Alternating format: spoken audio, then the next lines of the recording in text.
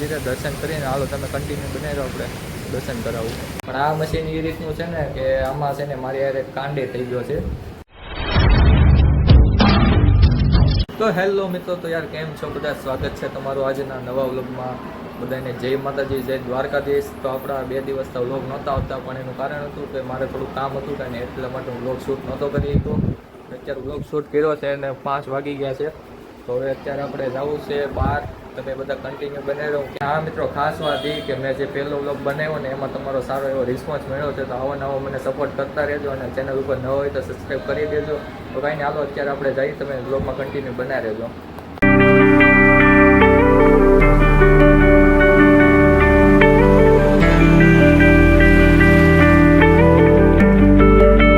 અત્યારે આપણે પહોંચી ગયા છીએ કરમનાથ મહાદેવે. તો હવે અત્યારે કરમનાથ મહાદેવના દર્શન કરી લઈએ અને તમને પણ દર્શન કરાવું. કાંઈ નહીં, તમે કન્ટિન્યુ બનાવી રહો. અત્યારે જો આ રસ્તો કંઈક છે આવો સરસ મજાનો, ઝાડવા છે બધી બાજુ, એવું છે જુઓ ખાલી. તો કાંઈ નહીં મિત્રો, તમે કન્ટિન્યુ બનાવી રહો. અત્યારે આપણે જઈએ મહાદેવના મંદિરે દર્શન કરીને હાલો તમે કન્ટિન્યુ બનાવી રહો, આપણે દર્શન કરાવું.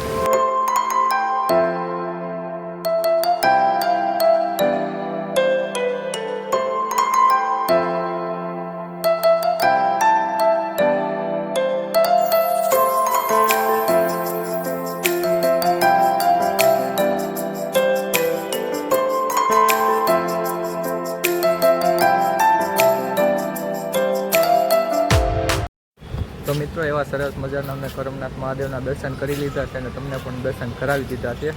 તો કાંઈ નહીં, હવે ઘડીક અહીંયા તાપી કિનારો છે તો ઘડીક બેસીએ અને પછી ક્યાં જઈએ એ આપણે જોઈએ છીએ. ત્યાં સુધી તમે બ્લોગમાં કન્ટિન્યુ બનાવી રહેજો અને આ કોમેન્ટમાં લખી નાખો જય મહાદેવ.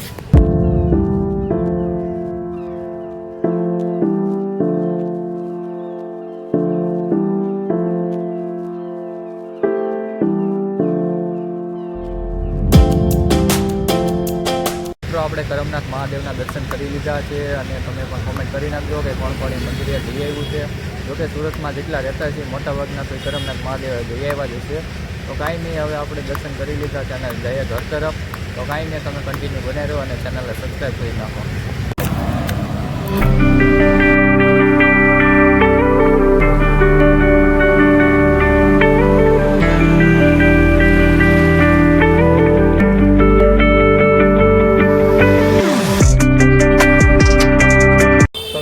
ઘરે તો ક્યારના પહોંચી ગયા છીએ, પણ પૂજાને એવું કરવાનું હતું તો વ્લોગ શૂટ કરવાની. ને આ જો મારો ભાઈ બેઠો છે. શું કહેશો ભાઈ? અમારી બેન રાધિકા. શું કહેશો રાધિક? એ બેન પાસે તો ટીવી જોવે છે. તો મારી મમ્મી શું કરે છે એ થોડો આટો મારી લઈ. શું કહેશો મમ્મી? જો ભાઈ મારી મમ્મી તો રસોઈની તૈયારી કરે છે. તો કાંઈ નહીં મિત્રો, આપણે છે ને ઘરે તો ક્યારના પહોંચી ગયા, પણ વ્લોગ શરૂ કરવાનું ભૂલાઈ ગયું એવું હતું.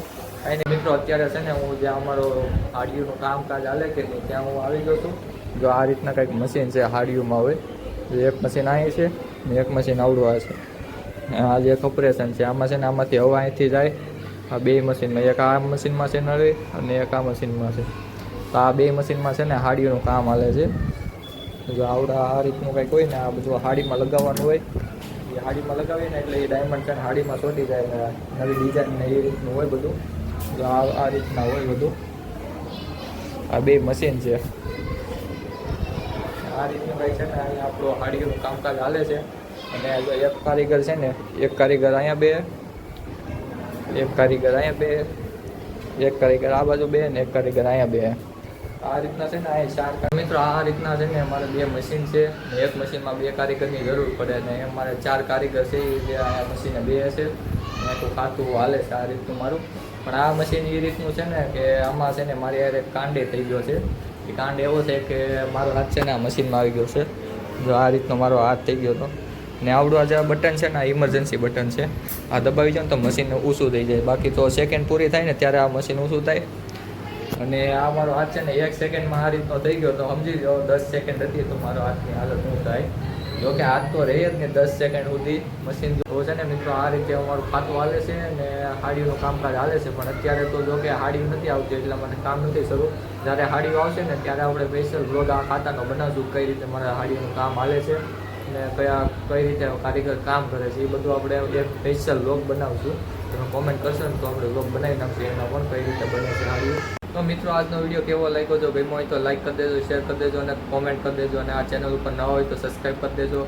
મળીએ કાલે નવા વ્લોગમાં. ત્યાં સુધી બધાને જય માતાજી, બાય બાય.